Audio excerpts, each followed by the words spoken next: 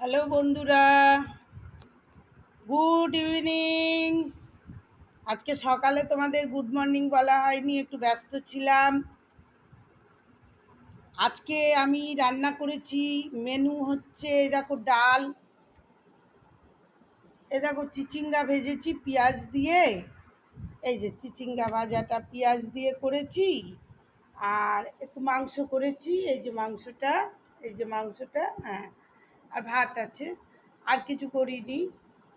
এই রান্না করলাম, পেঁয়াজ দিয়ে ভাজলাম, ডাল করলাম, আর মাংসটা আলু দিয়ে একটু ঝোল ঝোল করেছি, ব্যাস।